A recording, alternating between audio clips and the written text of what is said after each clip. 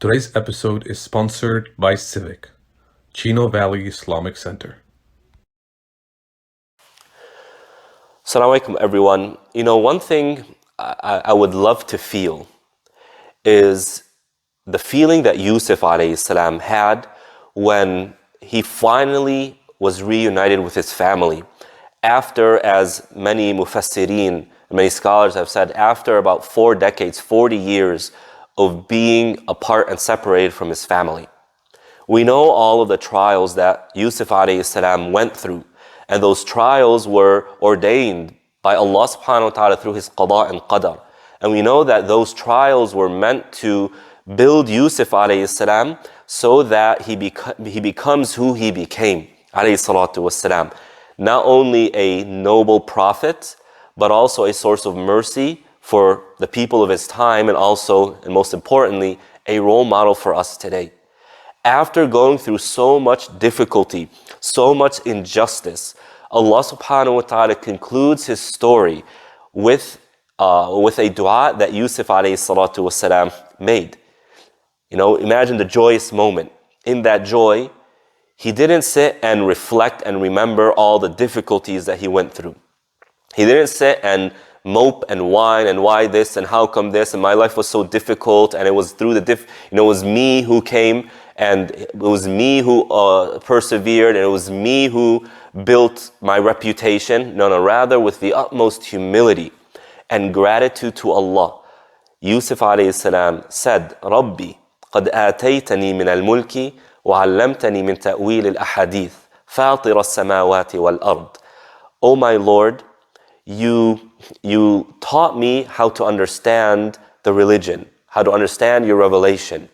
And you gave me political authority to use for in a way that pleases you.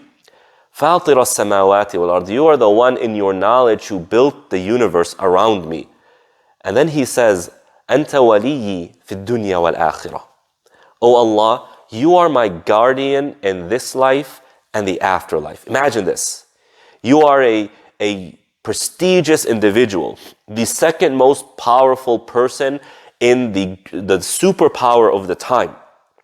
And you have all the strength, all the riches, and you're in a moment of joy and happiness.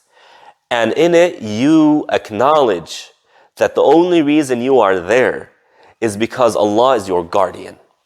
Imagine that.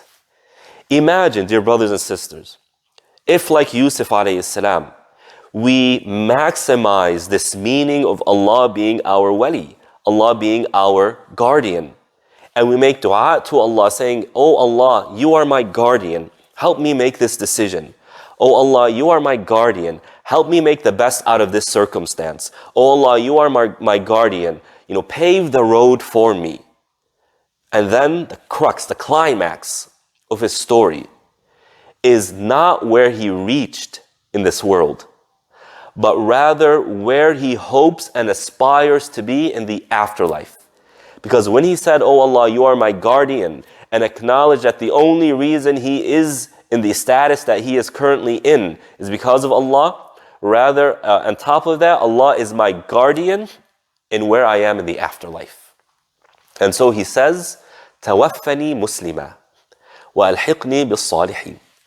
Oh Allah, and he's making this dua, allow me to die in a state of submission to you. Oh Allah, allow me to die as a Muslim. In other words, oh Allah, allow me to live my life as a Muslim so that when death comes to me, I don't know when death is coming to me, but if I'm living my life as a Muslim in every moment of my life to the best of my ability, then whenever death comes to me, I will die as a Muslim. So that he shuts out all of the tribulations that he went through, all of the difficulties, all of the injustices that he went through.